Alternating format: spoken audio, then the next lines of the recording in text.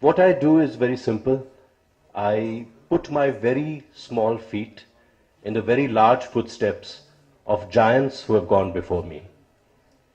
And they are the true holders of this tradition of storytelling. All I am is a very distant descendant, trying to do in my own small way whatever I can. The Rig Ved is literally translates as the book of knowledge, and this great wealth of knowledge that's been handed down to us from generation to generation continues to inspire and enrich our lives in ways that we often don't even know. One example is this great story of 10 kings, or Dasharajan as it's called in the Rig Ved. And I discovered this story many, many years ago and was fascinated by how inspiring and how action-packed it is. I mean, today we are in the age of 4K and 3D and Ultra HD. But back then, in the age of the Vedic civilization, they were far ahead of us. They looked at the world not just in 3D, but in a complete multi-dimensional proportion. And that perspective has somehow been forgotten or lost somewhere along the way. Shri Kamalji was just telling me about how just today proof has been found of so many great legends, and proof is constantly being found of so many great stories and legends and historical tales that we have believed to be tales that are now being proven to be true. I can't tell you, for example, whether the story in the Rig Ved called Dasharajan, I can't tell you exactly where it happened, on which grassy field, in the shadow of which exact mountain. But what I can tell you is that it must have happened. And whenever anyone asks me, or asks, I think, any writer who studies the Vedas or the epics, is did these things really happen? Did these people really exist? I have a simple question to ask in return. There is no word in Sanskrit for fiction. So why would they lie? What reason would these storytellers or gurus or wonderful minds of that age have to lie about it? Whether it happened in exactly the way they describe it or not, the fact is, it happened in some form, and they reported it as they knew it to happen. We have to believe that, because they had no paid news in those days. They had no gossip columns. They had no reason, as I said, to create fiction. And so we have to believe that there has to be truth at the center of that great story. And I approach all my retellings with that belief that there is a truth in it. Whether the truth is spiritual, whether it is the gift of knowledge being passed on in a nutshell, in a condensed form, is something that greater minds than I can analyze and study. What I found in 10 Kings is something that I'm constantly discovering in all our epics, is that these are direct television channels, if I may use the term, to an ancient past. Through these channels we can actually switch on the Rig Ved, if we are able to tune our minds to it, or the Ramayana, or the Mahabharata, or a great classic like Ponniyin Selvan, or any of these great legends and myths, so-called myths. And we can actually look through that television screen of history and imagination and look back into this past and see a world that once existed, great legends that once lived and walked the earth.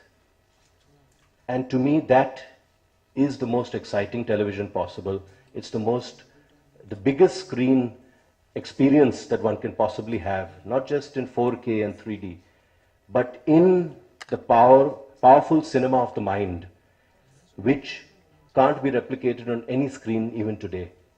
And that is the greatness of our heritage and our culture, which I think still is waiting to be discovered.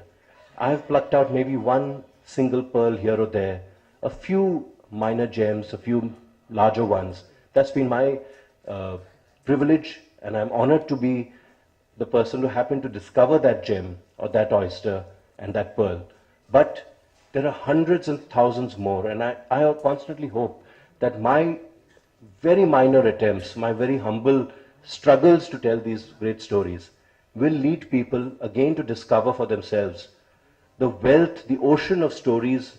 And I said their stories is the word that I use, but they are real in some form.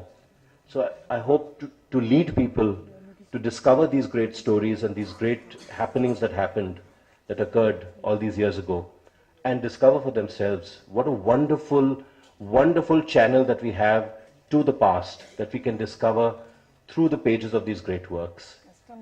Ten Kings is one small new attempt to do the same thing. I hope it finds some grace, gives some reading pleasure to all of you. And I will leave you to discover for yourself what the book is about, what the story is about. And I'll just leave you with that thought, and that hopefully the key to that television channel, which I hope we'll all switch on someday. Good evening, ladies and gentlemen, honorable members of the press, the hero of the evening, Mr. Banker, Mr. Kulkarni, my young friend, Mr. Sangeetam Srinivas Rao, Mr. Pakrisami. Between the two of us, I'm the older one. He always treated me like that, even when I was 21. So, very few people respect or even listen to or have a conversation with a person younger than himself. So I always took to him like fish to water, because he used to have conversations with me, discuss stories with me, and we met strangely in an award function, and we never looked back. We made many films. Here we are on stage again. And I'm happy that you've called him, because he loves these kind of stories. So do I. Now to the story itself. I thank Kulkarni Saab for bringing it to the people first. That doesn't mean that I don't thank Banker. I'll come to him later. I always wondered these people, the tenacity of purpose and this vision and this courage to take on 42 novels and to take on Mahabharata and Ramayana and even try to write it, because there is a Tamil proverb that's the bane of any Harikatha expert. They used to say it in Tamil, Adiyapudida Bharata Bhattan Silvan. There's a tendency for the narrator of the story of Harikatha to digress and go into smaller stories. To come back to the main story is very difficult. So that is the greatest art of coming back to the main thing and not missing the main line, the linear route to the end. And some end up writing just a synopsis, but some go further and go deeper. And I think all these people who dare, I expect to see an arrogant man who says, I'm going to do it, I've done it, just read it and let me know. But I always find these people who embark upon such huge mammoth projects always are the most humble people, and they're worried and they're concerned, and they feel that there's a very little step, and they're always apologizing for what they've done instead of feeling proud about what they are. I'm surprised. Here I am envying them, and here they are apologizing and saying there are better persons than me. I've just stepped into this pond. I don't know whether I can swim. I'm still trying. And for a moment I thought they are lying.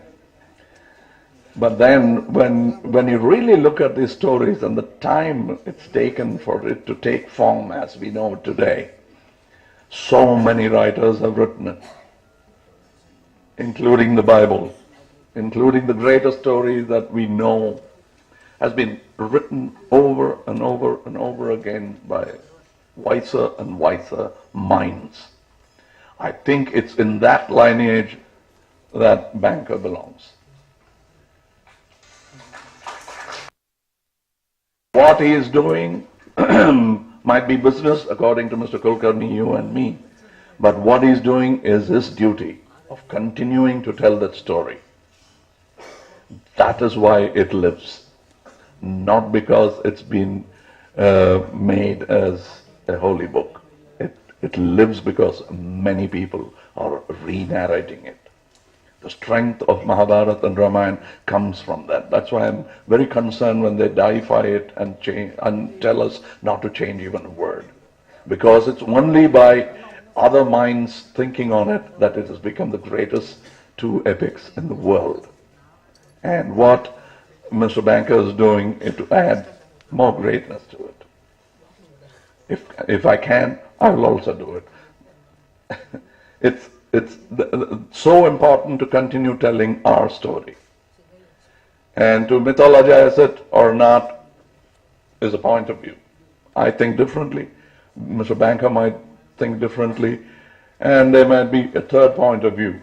As Mr. Edward De Bono said, there might be a yes, no, and another new word called world called po, as he has invented it. So, with your permission, Mr. Banker, I'd like to translate what I've said, like your book is going to be translated, into Tamil. Vanakkam. இங்கே இந்த கொற்றவர் 10 தானம் கொடுக்குற title ஏதோ translate பண்ணிட்டு இருக்காங்க. 10 Kings அப்படின்னு தமிழ்ல சொல்ல வேணாமேன்னு பார்த்தேன் நான். அந்த 10 அரசர்களின் கதை, வேத காலத்தில் இருந்த கதையை எடுத்து சொல்ல துணிந்திருக்கிறார் திரு பேங்கர் அவர்கள். இப்படி துணிவுள்ளவர்கள் இங்கே வரும்பொழுது மார்தட்டி பேசுவார்கள் என்று நான் நினைத்து எதிர்பார்த்த போதெல்லாம் ஏமாந்திருக்கிறேன்.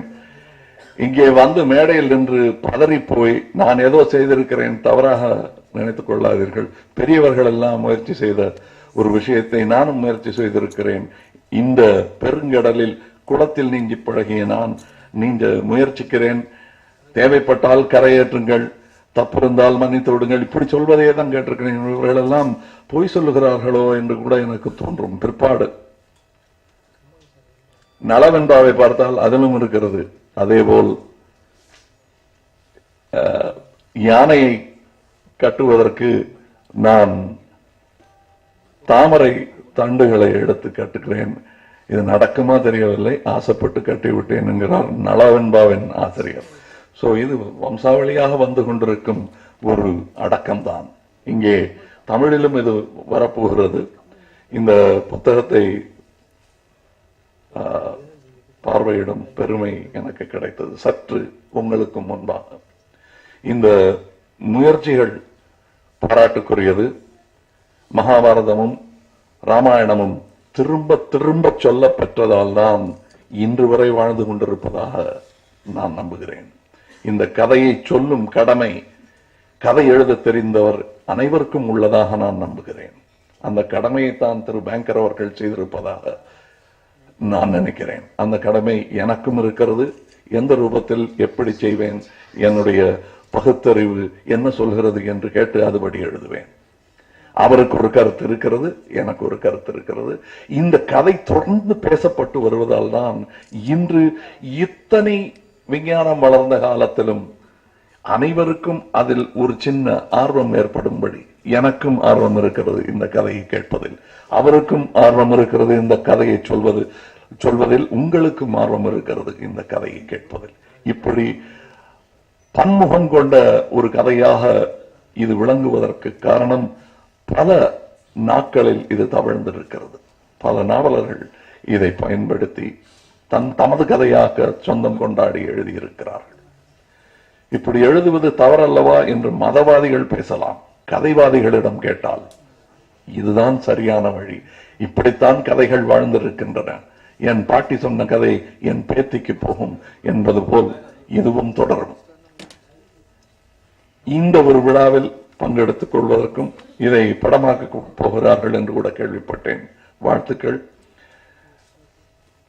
இதில் இங்கே சென்னையில் இதை வெளியிட நினைத்ததற்கு துணிந்ததற்கு என்று சொல்ல மாட்டேன், நினைத்ததற்கு நன்றி.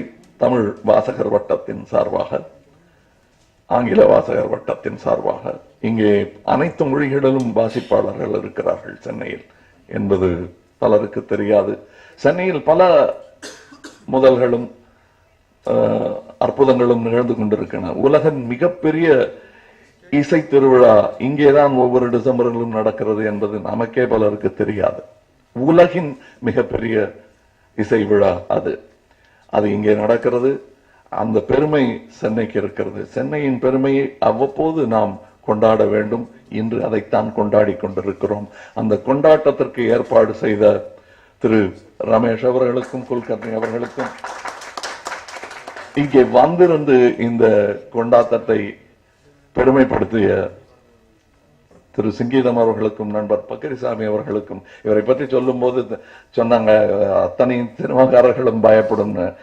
அவற்றை கேட்டு பாருங்க, நான் பயப்படவே மாட்டேன் அவருக்கு. ஏன்னா நேர்மையா இருக்கிறவங்க யாரும் பயப்பட வேண்டியதில்லை.